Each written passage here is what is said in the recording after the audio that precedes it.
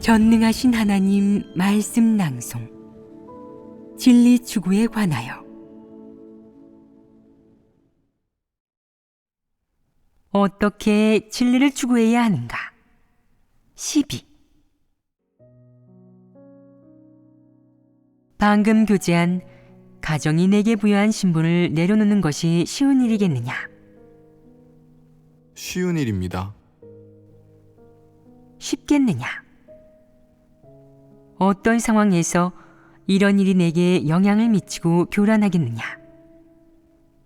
사람이 이를 정확하고 순수하게 이해하지 못하면 특수한 환경에서 이런 일의 영향을 받을 것이고, 그것은 내 본분 이행과 일처리 방식, 그리고 그 결과에 영향을 미칠 것이다.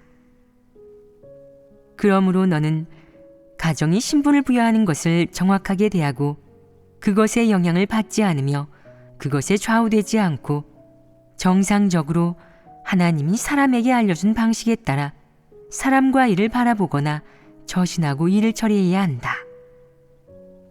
그러면 합당한 자격을 갖춘 피조물이 가져야 할 태도와 원칙을 갖게 될 것이다. 이어서 우리가 교제할 내용은 너에 대한 가정의 영향을 내려놓기이다. 사람이 사회에서 살아가면서 사람의 처세 원칙, 삶의 방식, 생존 방식, 심지어는 종교나 신앙을 대하는 태도와 관념, 그리고 사람이나 일, 사물을 바라보는 여러 가지 관념과 관점은 가정의 교육에 영향을 받지 않을 수 없다. 사람이 진리를 깨닫기 전에는 나이가 얼마든 어떤 성별이든 직업이 무엇이든 사물을 바라보는 태도가 극단적이든 아니면 이성적이든 결국 다방면의 일에 있어서 사람의 생각과 관점, 그리고 이를 바라보는 태도는 가정의 영향을 크게 받는다. 달리 말해 가정이 한 사람의 다방면에 미치는 교육은 상당 정도 한 사람의 일처리에 대한 태도와 방식, 그리고 생존관을 결정하고 나아가 사람의 신앙에까지 영향을 미친다는 것이다. 사람에게 미치는 가정의 교육과 영향이 크다면 사람의 일처리 방식이나 처세 원칙, 생존관, 그리고 신앙을 바라보는 관점, 그 근원은 가정에서 비롯될 수밖에 없다. 가정 자체는 진리가 생기는 곳이 아니고 진리의 근원도 아니므로 가정이 내게 교육한 모든 사상 관점, 생존 방식의 원동력이나 목적은 거의 하나밖에 없다. 바로 내가 잘 되라는 것이다.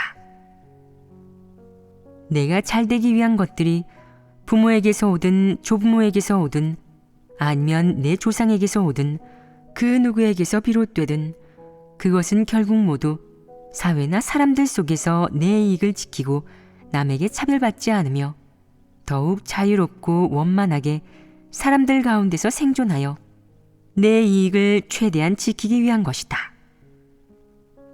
너에 대한 가정의 교육은 너를 보호하고 내가 차별이나 수치를 받지 않게 하며 뛰어난 사람이 되게 한다는 뜻으로 내가 남을 얕보거나 괴롭힐지언정 본인에게만 해가 되지 않으면 된다는 의미이다.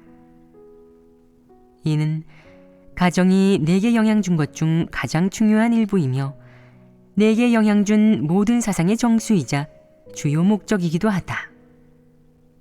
그렇지 않으냐?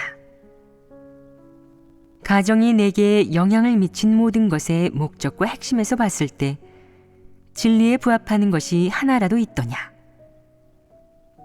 설령 그것이 인성적 윤리나 인성의 정당한 이익과 권익에 부합할지라도 그것이 진리와 상관이 있느냐? 그것이 진리이겠느냐? 확실히 말하건대 진리가 아니다. 가정이 내게 영향을 미치는 것들이 사람이 보기에 아무리 긍정적이고 정당한 것일지라도, 아무리 인성화되고 도덕적 준칙에 부합하는 것일지라도 그것은 진리가 아니며 진리를 대표할 수 없음은 물론 진리를 대신할 수도 없다. 그러니 이런 측면의 것 역시 가정이라는 주제에서 사람이 내려놓아야 할 것이다. 그 주제는 무엇이겠느냐? 바로 가정이 내게 미치는 영향을 내려놓는 것이다. 이는 가정에 해당되는 주제 중 두 번째 측면에서 사람이 내려놓아야 할 것이다. 가정이 내게 미치는 영향에 대해 얘기가 나왔으니 우선 가정이 내게 미치는 영향에는 어떤 것이 있는지 이야기해보자. 사람이 생각하는 옳고 그름에 따라 구분한다면 어떤 것은 상대적으로 정확하고 긍정적이어서 공개석상에 꺼내어 놓을 수 있고 어떤 것은 이기적이고 비루하며 추하여 상대적으로 부정적인데 그것으로 끝이다.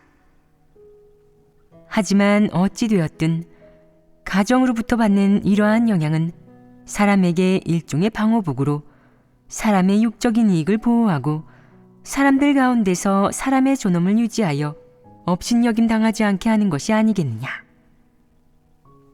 그럼 가정이 내게 미치는 영향에는 어떤 것들이 있는지 교제해 보도록 하자.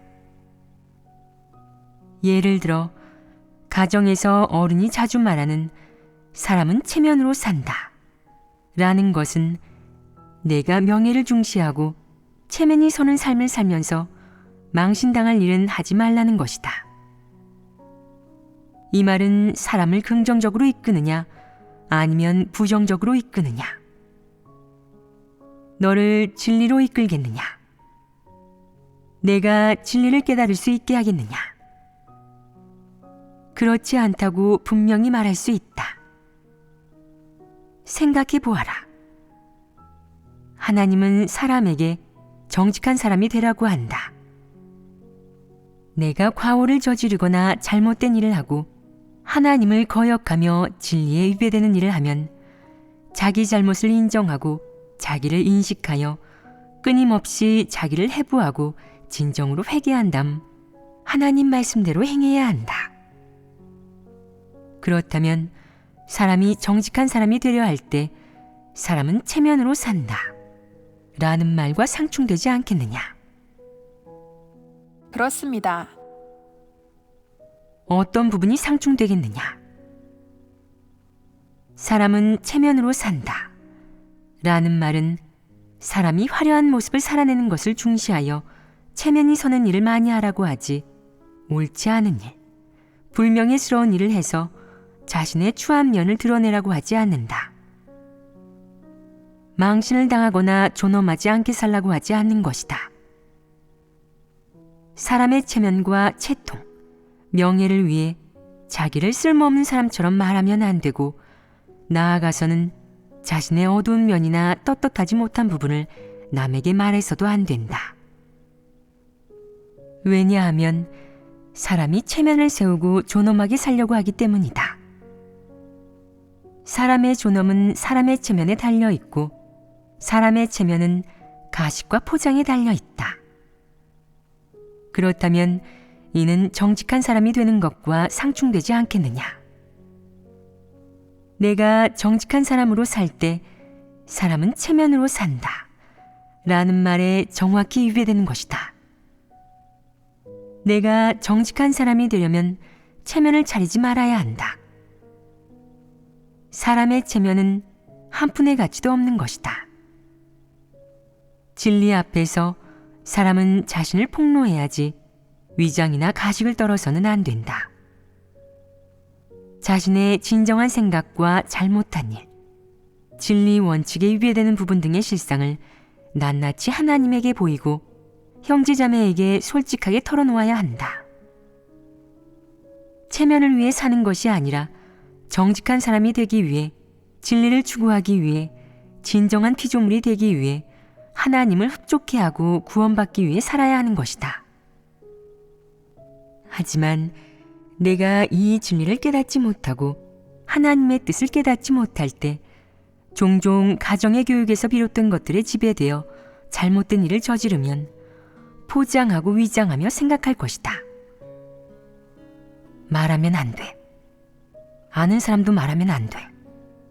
말하는 사람이 있으면 끝장을 보겠어. 내 체면이 우선이야. 산다는 건 다른 걸 위한 게 아니라 바로 체면을 위한 거지. 체면이 무엇보다 중요해. 사람이 체면을 잃으면 존엄도 잃는 거야. 그래서 사실도 사실대로 말해서는 안 되고 위장하고 포장해야 하는 거야. 안 그러면 체면이나 존엄은 실추되고 삶의 가치도 없어지는 거야. 존중해주는 사람이 없으면 아무런 가치가 없는 싸구려가 되는 거야. 내가 이렇게 실행한다면 정직한 사람이 될 수 있겠느냐? 자기를 솔직하게 털어놓고 해부할 수 있겠느냐? 그렇다면 가정이 내게 교육한 사람은 체면으로 산다 라는 말을 따르는 것이 분명하다. 그런데 내가 만약 이 말을 내려놓고 진리를 추구하고 실행한다면 이 말이 내게 아무런 작용을 하지 못할 것이고 더 이상 내 좌우명이나 행동 원칙이 되지 않을 것이니 내가 하는 행동은 사람은 체면으로 산다 라는 말과 상반될 것이다. 내가 체면이나 존엄을 위해 살지 않고 진리를 추구하며 정직한 사람이 되기 위해 산다면, 그리고 하나님을 흡족해 하고 진정한 피조물 되기를 추구하기 위해 산다면, 내가 이런 원칙을 따른다면 너는 가정이 교육한 그런 것들을 내려놓게 될 것이다. 사람에 대한 가정의 교육은 한두 마디로 끝나지 않는다. 거기에는 수많은 명언이 있다. 예를 들면 사람은 이름을 남기고 짐승은 가죽을 남긴다 라는 말은 집안 어른이나 부모가 자주 하는 말이 아니더냐. 사람은 일생에 다른 게 아닌 바로 이름을 위해 살아야 한다. 사람들 가운데 좋은 명성을 남기고 좋은 인상을 남기기 위해 어디서든 덕담과 칭찬을 많이 하고 선의의 말을 많이 해야 한다. 남에게 미움을 사지 말고 좋은 일과 착한 일을 많이 하라고 알려주는 것이다. 이런 면에서 가정의 교육은 사람의 행위나 행동 원칙에 일정한 영향을 미쳐 사람이 명예와 이익을 중시하지 않을 수 없게 만든다. 즉, 자신의 명성과 명망, 사람들에게 보여지는 인상, 그리고 자기가 하는 모든 일, 나타내는 모든 관점이 사람들로부터 받는 평가를 매우 중요시한다는 것이다. 사람이 명예와 이익을 중요시하면 무의식 중에 본분이행이 진리에 부합하는지, 원칙에 부합하는지, 하나님을 흡족해 하는지, 본분이행이 합격인지는 중요하게 여기지 않고 차순위, 후순위로 본다. 반면 가정이 내게 교육한 사람은 이름을 남기고 짐승은 가죽을 남긴다 라는 말은 무척 중요하게 생각한다. 그것은 내가 사람들 마음속의 사소한 부분까지 주목하게 만든다. 특히 어떤 사람들은 뒤에서 남들이 하는 그에 대한 평가까지 너무 신경 쓴 나머지 몰래 훔쳐듣기도 하고, 심지어는 남들이 그에 대해 적은 평가를 훔쳐보기까지 한다. 그의 이름을 언급하는 사람이 있으면 그는 나에 대해 무슨 얘기를 하는지, 좋게 얘기하는지 얼른 들어봐야겠다. 아, 내가 게으르고 좋은 음식을 즐겨 먹는다고 하네. 그럼 고쳐야지. 앞으로는 게으름 피우지 말고 부지런해야겠다 라고 생각한다. 한동안 부지런하게 지내다가 고민한다. 다들 아직도 날 게으르다고 하는지 들어봐야겠다. 최근엔 별말 없었던 것 같긴 한데. 그래도 그는 안심이 되지 않아 농담 반 진담 반으로 모두에게 말한다. 제가 좀 게을러요. 그럼 사람들이 말한다. 게으르지 않아요. 예전보다 훨씬 부지런해지셨어요. 그는 곧 마음을 놓고 기쁨과 위안을 얻는다. 거봐, 나에 대한 모두의 평가가 달라졌어. 내 행동을 모두가 눈여겨봤나 보군. 내가 한 모든 것은 진리를 실행하기 위한 것도 하나님을 흡족하게 하기 위한 것도 아닌 자신의 명성을 위한 것이다. 그러면 무의식 중에 내가 한 모든 것이 어떻게 변하겠느냐? 종교 행위가 된다. 너란 사람의 본질은 어떻게 변하겠느냐? 전형적인 바리새인이 된다. 내가 걷는 길은 어떻게 변하겠느냐? 적그리스도의 길이 된다. 하나님 입장에서는 그렇게 규정하는 것이다. 내가 한 모든 일의 본질은 변질되어 바뀌어 버린다.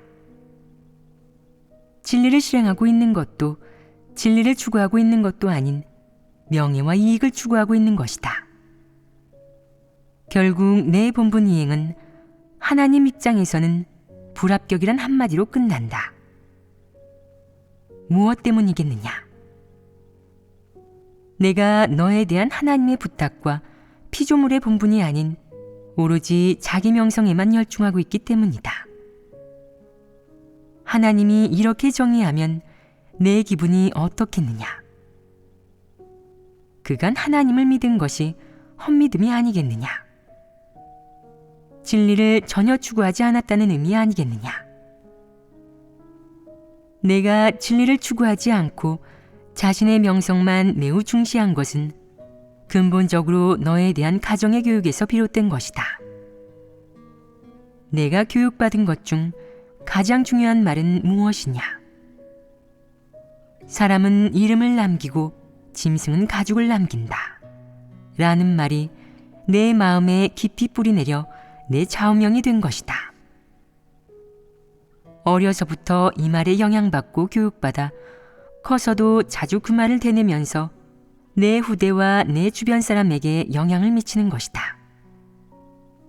물론 더 중요한 것은 이것을 내 행동 및 일처리 방식과 준칙으로 삼고 나아가서는 내 인생에서 추구하는 목표나 방향으로 삼는다는 것이다. 목표와 방향이 잘못되면 마지막 결실은 부정적일 것이 분명하다. 내가 한 이 모든 일의 본질은 그저 이름을 위한 것이었고 사람은 이름을 남기고 짐승은 가죽을 남긴다. 라는 말을 실천하기 위한 것이었을 뿐이기 때문이다.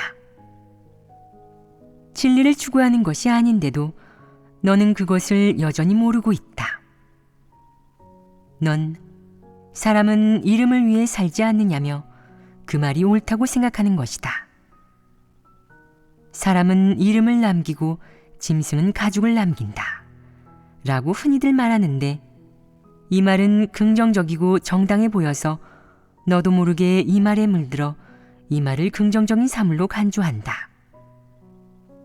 내가 이 말을 긍정적인 사물로 간주한다면 너는 자기도 모르게 그것을 추구하고 실행할 것이고 동시에 자기도 모르게 얼떨결에 그것을 진리로 여기고 진리준칙으로 여길 것이다. 내가 그것을 진리준칙으로 간주한다면 하나님이 어떤 말씀을 하든 듣지도 않을 뿐더러 알아듣지도 못할 것이다. 내가 무조건 사람은 이름을 남기고 짐승은 가죽을 남긴다. 라는 내 좌우명에 따라 실행하고 일을 한 결과로 얻는 것은 좋은 명성일 것이다. 너는 바라는 것을 얻겠지만 진리를 위배하고 진리를 포기했기에 구원받을 기회도 잃어버리게 된다. 결국 결과가 이럴 것이니 가정이 너에게 교육한 사람은 이름을 남기고 짐승은 가죽을 남긴다. 라는 사상을 내려놓아야 하며 거부해야 한다. 그것은 내가 보류해야 할 것도 아니고 내가 평생의 노력과 시간을 기울여 실천해야 할 말과 사상은 더더욱 아니다. 그것은 잘못된 사상 관점의 주입이자 장기적 영향인 것이다. 그러니 너는 내려놓아야 한다. 내가 내려놓아야 하는 이유는 그것이 진리가 아니라는 것 때문만은 아니다. 그것이 너를 잘못된 길로 인도하고 멸망으로 인도하기 때문이다. 그러므로 결과가 아주 심각하다. 내게 있어 그것은 단순히 말 한마디가 아니라 하나의 암덩어리이며 사람을 폐괴시키는 수단과 방식이다. 왜냐하면 하나님 말씀 가운데서 사람에 대한 하나님의 모든 요구에서 하나님은 사람에게 좋은 명성이나 명망을 추구하라고 요구한 적이 없으며 사람들 가운데서 좋은 인상을 남겨서 남들의 지지를 받거나 남들이 엄지를 지켜 세우게 만들라고 한 적도 이름을 위해 좋은 명성을 남기기 위해 살라고 한 적도 없기 때문이다. 하나님은 오직 본분을 제대로 이행하고 하나님과 진리에 순종하라고 할 뿐이다. 그렇기 때문에 이 말은 내가 내려놓아야 하는 너에 대한 가정의 장기적 영향 중 하나인 것이다. 가정이 내게 미치는 장기적 영향에는 하나가 더 있다. 예를 들면 부모나 어른이 너를 채찍질할 때 고생을 해봐야 뛰어난 사람이 된다 라는 말을 자주 할 것이다. 그 목적은 내가 고생과 끈기, 근면, 근성을 배워서 무슨 일을 하든 고생을 두려워하지 않게 하려는 것이다. 왜냐하면 고생하고 인내하고 근면하고 불굴의 정신이 있는 사람이어야만 사람들 가운데 뛰어난 사람이 될 수 있기 때문이다. 뛰어난 사람은 무슨 뜻이겠느냐? 사람들에게 얕보이거나 무시당하거나 차별받지 않고 사람들 가운데 높은 위신과 지위, 발언권과 의사결정권을 가지고 있으며 더 나은 삶, 수준 높은 삶을 살고 남들로부터 우러름과 감탄을 받으며 부러움을 사는 것이다. 즉, 모든 인간 중에서 내가 상위층이라는 것이다. 상위층이란 무슨 의미겠느냐? 바로 내가 많은 사람들을 밟고 있어 그들에게 수모를 당할 필요가 없다는 것이고 이것이 뛰어난 사람이 된다는 말이다. 이런 뛰어난 사람이 되기 위해서는 내가 고생을 해봐야 한다. 그러니까 남이 못하는 고생을 내가 해야 한다는 말이다. 뛰어난 사람이 되기 전까지 너는 반드시 사람들의 배관시와 조롱, 비아냥, 비방, 그리고 사람의 무리에, 나아가서는 미움 등을 견뎌야 한다. 육적인 고생 외에도 사람은 여론으로부터 받는 비아냥과 비방도 견딜 수 있어야 한다. 이런 사람이 되는 법을 배워야 사람 가운데 성공한 모습을 보일 수 있으며 한 자리를 차지할 수 있다. 이 말의 목적은 뒤처진 사람이 아닌 뛰어난 사람이 되라는 것이다. 그것은 사람이 뒤처지면 고생을 하고 수모와 억울함을 겪으며 존엄과 체면을 잃기 때문이다. 마찬가지로 가정에서 비롯되는 이런 측면의 교육의 목적 역시 내가 잘 되라는 것이다. 내가 잘 되기 위한 목적은 바로 내가 사람들 가운데서 수모를 당하지 않고 권력을 주며 유명해지고 좋은 것을 먹고 즐기며 어딜 가도 무시당하지 않고 어디서든 집단을 주름잡고 좌지우지할 수 있으며 사람들이 내게 허리 숙여 머리를 조아리게 하려는 것이다. 뛰어난 사람이 되기를 추구하는 것은 한편으로는 너 자신을 위한 것이기도 하고 다른 한편으로는 가문과 조상을 빛내고 부모와 가족이 덕을 보고 수모를 당하지 않게 하는 것이기도 하다. 내가 고생을 해서 뛰어난 사람이 되어 승용차를 몰고 호화주택에 살며 고위공직자가 되어 주변에 사람들이 둘러싸고 있으면 내 가정이 너로 인해 덕을 볼 것인데 가족들도 승용차를 타고 좋은 음식을 먹을 것이다. 너는 산의 지미를 먹고 싶은 만큼 먹고 가고 싶은 어디든 갈 수 있을 것이며 떵떵거리면서 하고 싶은 대로 할 수 있을 것이다. 또한 제멋대로 살 수 있을 것이고 기가 죽거나 몸을 사릴 필요 없이 오만방자하게 살 수 있을 것이다. 하고 싶은 대로 하고 심지어는 법을 초월하여 겁 없이 살 수 있을 것이다. 이것이 가정이 이런 면에서 장기적으로 교육하는 목적인데 억울한 일을 당하지 말고 뛰어난 사람이 되라는 것이다. 대놓고 말하자면 남을 이끌거나 지휘하며 다른 사람을 부리는 사람이 되라는 것이고, 남을 업신여길지언정 남에게 업신여김을 당하지 않는 사람이 되라는 것이며, 남에게 이끌리는 사람이 아닌 뛰어난 사람이 되라는 것이다. 그런 것이 아니겠느냐.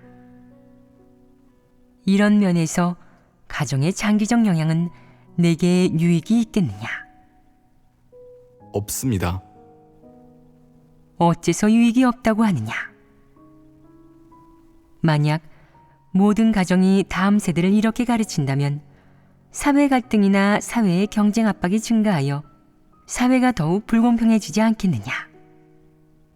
사람들은 모두 피라미드 꼭대기에 서고자 하지 피라미드 아래에 있지 않으려 하며, 평범한 사람보다는 남을 관리하며 업신여기는 사람이 되고자 한다면 그 사회가 좋을 수 있겠느냐? 이는 분명 긍정적인 사회의 지향점이 아니다. 그것은 그저 사회 갈등을 첨예화 하고 사람 간 경쟁의 압박을 강화하며 사람 사이의 갈등을 심화시킬 뿐이다. 예를 들면 학교에서 학생끼리 경쟁하는데 뒤에선 열심히 공부하면서 만나서는 주말에 또 공부 못했네. 좋은 데 가서 하루 종일 놀기만 했어. 넌 어디 갔었어? 상대방이 바로 대답한다. 나도 하루 종일 자느라 공부 못했어. 사실 속으로는 서로가 하루 종일 공부하느라 피곤한 것을 알고 있지만 말로는 아무도 자기가 몰래 공부했고 열심히 공부했다고 말을 하지 않는다. 왜냐하면 사람은 모두 뛰어난 사람이 되고 싶어 하지 남들이 자신을 뛰어넘길 바라지 않기 때문이다. 말로는 공부를 안 했다고 하는 것은 남들이 모르게 하기 위해서이다. 내가 그런 거짓말을 해서 무슨 소용이 있겠느냐? 너는 너 자신을 위해 공부하는 것이지 남을 위해 공부하는 것이 아니다. 어려서부터 이렇게 거짓말을 하면 사회에 나가서 올바른 길을 걷겠느냐? 사회에 나가 이익, 돈, 지위와 관련된 일에서는 오로지 치열하게 경쟁할 수밖에 없다. 목적을 달성하기 위해서는 수단과 방법을 가리지 않고 극단적인 수단도 불사하며 무슨 일이든 하려 하고 또 하게 될 것이다.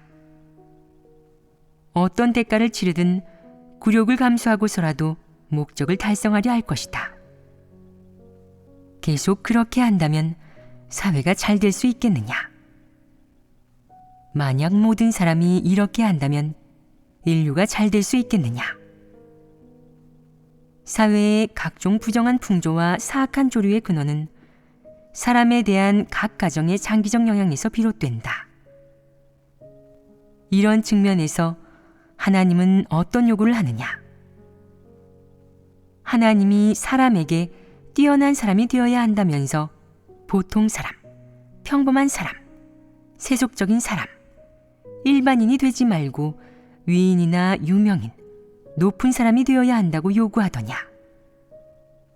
하나님이 그렇게 요구하더냐? 아주 분명한 것은 가정이 내게 장기적 영향을 미친 고생을 해봐야 뛰어난 사람이 된다 라는 말은 긍정적인 지향점이 아니면 물론 진리와 무관하다는 것이다. 가정이 내게 고생하라고 하는 목적은 불순한데 그 속엔 졸렬하고 떳떳하지 못한 저희가 숨겨져 있다. 하나님이 사람에게 고생하라고 하는 것은 사람에게 폐괴의 성품이 있기 때문이다. 폐괴의 성품이 정결케 되려면 사람은 고생해야 하는데 이것은 객관적 사실이다. 그 밖에 하나님이 사람에게 요구하는 고생은 피조물이 해야 할 일이며 정상적인 사람이 감수해야 하고 가져야 할 태도이다. 그러나 하나님은 내게 뛰어난 사람이 되라고 요구하지는 않는다.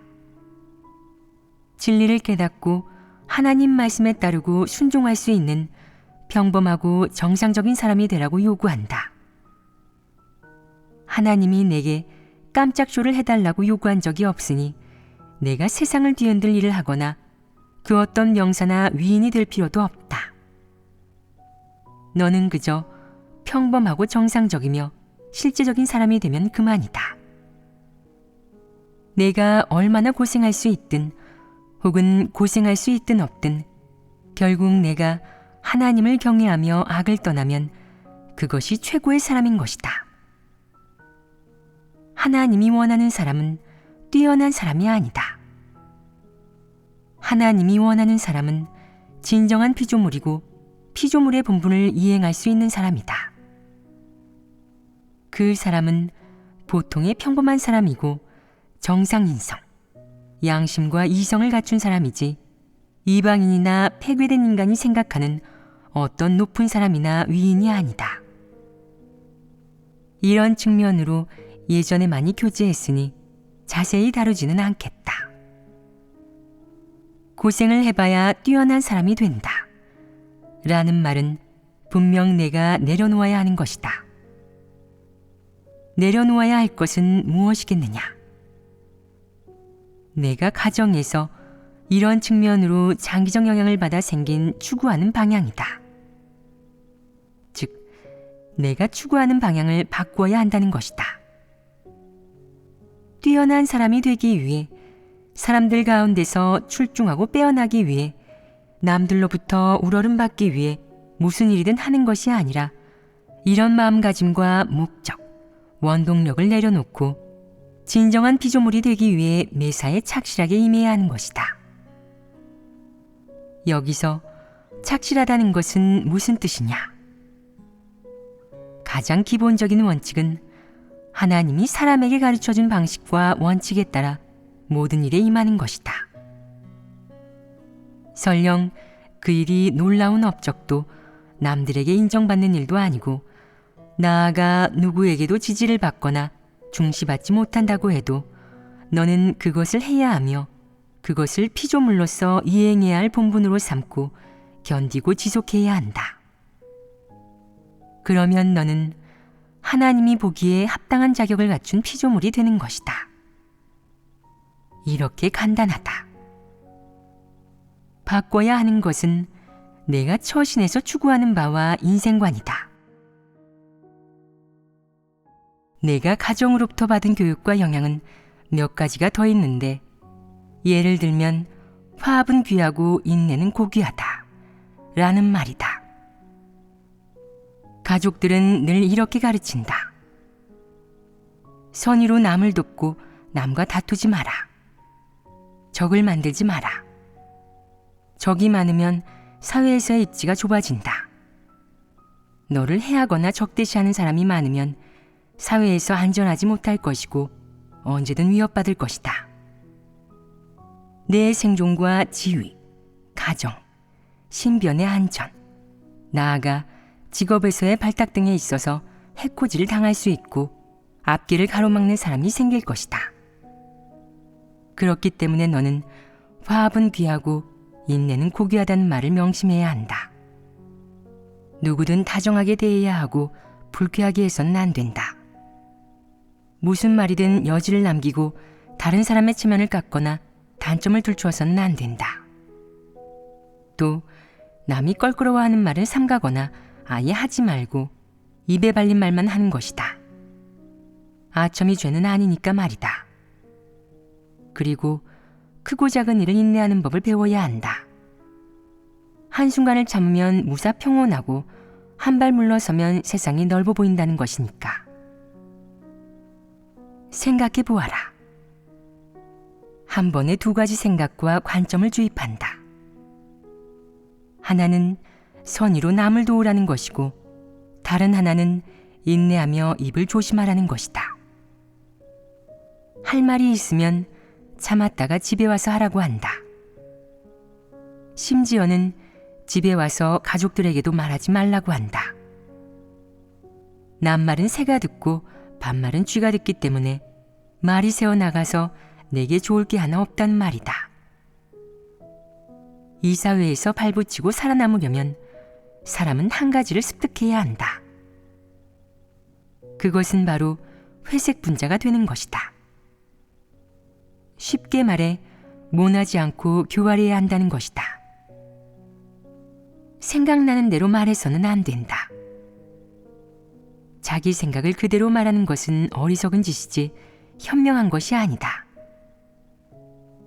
어떤 사람들은 불같은 성질이라 생각나는 대로 말해버리니 상사에게 미움을 사서 곤욕을 치른다. 상사는 그의 상금을 취소하고 별일 아닌 일에도 흠을 찾는 것이다. 더는 버티기 어려워서 퇴사하자니 생계가 걱정이고 퇴사하지 않으려 하니 버틸 수가 없다. 너는 진퇴양난에 빠져 당할 수밖에 없으니 이를 무엇이라 하겠느냐. 걸렸다고 한다. 스스로 걸려버린 것이다. 그러면 가족들이 말한다. 당해도 싸지. 그러게 누가 너더러 화합은 귀하고 인내는 고귀하다를 잊으라던. 그리고 누가 너더러 경솔하게 고지고대로 말하라고 하대. 원만하게 지내면서 말하기 전에 신중했어야지. 생각 없이 그대로 말했잖아. 상사가 그렇게 호락호락한 사람이겠니? 사회가 그렇게 만만하던? 늘 자기가 야무지다고 생각하더니 이번에 쓴맛 좀 봤겠네. 이번 일을 교훈으로 삼으라고. 앞으로는 화합은 귀하고 인내는 고귀하다는 말을 기억하도록 해. 너는 교훈으로 삼고 명심하게 된다. 부모님 말씀이 정말 맞구나. 이것이 인생의 깨달음이자 정수이니까 듣지 않으면 안 되겠다. 어른 말을 들으면 자다가도 떡이 생긴다고 하니 명심해야지. 하나님을 믿은 후 하나님 집에 와서도 화합은 귀하고 인내는 고귀하다는 말을 기억하면서 형제자매를 만나면 안부를 묻고 듣기 좋은 말만 한다. 리더가 제가 한동안 리더를 맡았습니다만 사역 경험이 아직 부족합니다. 라고 하면 그는 재빨리 아첨한다. 잘하셨습니다. 당신이 리더를 맡지 않으면 저희는 헤맬 것 같아요. 또 저는 자신을 인식하게 됐어요. 전 정말 간사한 사람이에요. 라고 하는 사람이 있으면 그가 말한다. 간사하지 않으십니다. 얼마나 정직하신데요. 저야말로 간사하죠. 그리고 누군가 귀에 거슬리는 말을 몇 마디 하면 그는 고민한다. 귀에 거슬리는 말 몇 마디 하는 게 대수인가? 이보다 더 심한 말도 참아받는 걸 뭐. 당신이 아무리 귀에 거슬리는 말을 해도 난 한기로 흘리고 당신 비위 맞추면서 계속해서 아부할 거야. 아부가 죄는 아니니까. 누군가 그에게 의견을 묻거나 마음을 터놓고 교제해달라고 해도 그는 진심을 얘기하지 않고 누구와도 화기애애하다. 사람들이 어째서 늘 그렇게 화기애애하세요? 혹시 양의 탈을 쓴 늑대 아니에요? 라고 말한다. 그는 속으로 생각한다. 내가 이렇게 오랫동안 양의 탈을 쓴 늑대로 살아도 손해본 적이 없으니 이것이 내 최고의 처세 원칙이지. 이것이 빛 좋은 개살구가 아니겠느냐. 어떤 사람은 사회에서 단연간 이렇게 살다가 하나님 집에 와서도 똑같이 생활한다. 전혀 진심을 말하지 않고 솔직하게 터놓지도 않으면서 자신을 인식하는 이야기도 하지 않는다. 형제자매 중 누구든 그에게 속마음을 털어놓아도 그가 진심을 이야기하지 않으니 아무도 그의 속내를 알지 못한다. 그가 대체 무슨 생각을 하고 있고 어떤 관점을 가졌는지 드러낸 적이 없다. 누구와도 관계가 무척 좋으니 그가 어떤 유형의 사람을 좋아하고 어떤 성격의 사람을 좋아하는지 그리고 사람에게 어떤 견해를 가지고 있는지 알 수가 없다. 아무개가 어떤지 그를 통해 알아보려고 하면 그가 말한다. 하나님을 믿은 지 10여 년 정도 됐는데 무척 좋은 사람입니다. 누구든 그에게 알아보면 그는 언제나 좋은 분, 멋진 분이라고 말한다. 사람들이 그에게서 결점이나 흠을 발견한 적이 있으세요? 라고 물어보면 그는 말로는 여태껏 발견하지 못했어요. 앞으로 주의 깊게 살펴보겠습니다. 라고 하지만 속으로는 나더러 미움받는 짓을 하라고 하는데 그럴 내가 아니지. 내가 사실대로 말해서 그 사람 귀에 들어가면 내 적이 되지 않겠어? 옛날부터 적을 만들지 말라던 가족들의 말을 명심하고 있거든. 내가 어리숙하다고 생각하고 진리 몇 마디만 교제하면 나에 대한 가정의 교육과 가르침을 잊을 거라고 생각한 거야? 어림없지. 화합은 귀하고 인내는 고귀하다. 한순간을 참으면 무사평온하고 한 발 물러서면 세상이 넓어 보인다는 말은 언제든 옳아. 이 말이 내 부적인 셈이지. 누구의 흠이든 말하지 않을 거고 내 신경을 건드리는 사람이 있어도 참을 거야. 내 이마에 붙어있는 글자 못 봤나 보지? 참을 인자 말이야. 아무리 듣기 싫은 소리를 해도 참고 누가 책망훈계를 해도 참는 거야. 그 목적은 모두와 화목하게 지내고 그 관계를 유지하는 거야. 원칙만 고수해서도 안 되고 어리석게 굴어서도 안 돼. 고집 부리지 말고 융통성을 배워야지. 거북이가 왜 그렇게 오래 사는지 생각해봐. 단단한 게 보이면 껍데기 속으로 숨어서 그런 거 아니겠어? 그러면 스스로를 보호하여 천년만년 살게 될 것이고. 이게 장수의 비결이자 처세의 비결 아니겠냐고. 너는 그의 입에서 사실이나 진심 어린 말을 듣지 못한다. 그는 진정한 관점이나 처신의 마지노선을 밝히지 않고 속으로만 생각하고 고심하기 때문에 그 자신 말고는 아무도 모른다. 이런 유형의 사람은 누구에게나 상냥해서 선해 보이고 누구에게도 상처를 주거나 공경에 빠뜨리지는 않지만 사실은 명실상부한 회색 분자, 빛 좋은 개살구이다. 교회에는 항상 이런 유형의 사람을 좋아하는 사람들이 일부 있다. 왜냐하면 그는 항상 크게 잘못하는 것이 없고 정체를 드러내지 않으며 교회 리더나 형제자매가 그를 누구와도 잘 지내는 사람으로 평가하기 때문이다. 본분 이행도 그럭저럭하고 무슨 일이든 시키면 한다.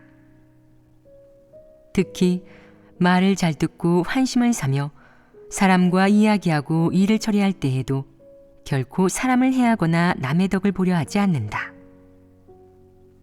또 사람에게 나쁜 말을 전혀 하지 않고 뒤에서 판단하지도 않는다. 하지만 그가 진심으로 본분을 이행하는지 속으로 각 사람을 어떻게 생각하고 평가하는지는 아무도 모른다. 생각해보면 그가 좀 괴상하고 짐작하기 어려운 것 같아서 그를 머물게 하면 골칫거리란 생각이 들 것이다. 어찌하면 좋으냐? 너무 난감하지 않으냐? 본분을 이행할 때 그를 보면 일을 하고 있지만 하나님 집에서 당부한 원칙은 전혀 신경 쓰고 있지 않다. 자기가 하고 싶은 대로 하는데 어쨌든 큰 실수를 하지 않고 형식만 거치면 그만이어서 책 잡히거나 흠 잡힐 여지를 남기지도 않는다. 일처리는 완벽하지만 속으로는 그가 어떤 생각을 하고 있느냐? 본분을 이행하고 싶어 하는 것이겠느냐? 만약 교회 행정법령이나 교회의 리더와 형제자매의 감독이 없다면 그가 악인과 한패가 될 수 있지 않겠느냐? 그들과 나쁜 짓을 저지르고 악행을 일삼지 않겠느냐? 그럴 가능성이 다분하다. 할 수 있지만 아직 그러지 않았을 뿐이다. 이런 부류의 사람이 가장 골칫거리이다. 이는 전형적인 빛 좋은 개살구이자 교활한 여우인 것이다. 그는 누구와도 실랑이를 벌이지 않는다.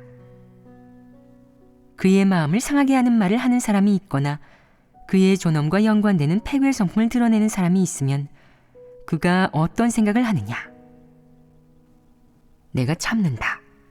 너랑 신랑이 하지는 않겠지만 망신살이 뻗는 날이 올 거다. 정말 그 사람이 처분되거나 망신을 당하는 날이 되면 그는 남몰래 즐거워한다.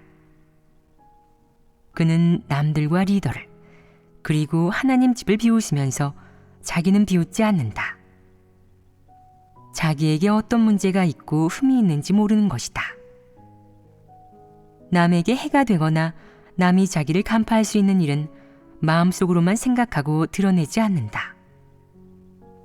남의 경계를 늦추거나 남을 미혹할 수 있는 방식은 무엇이든 드러내 보인다.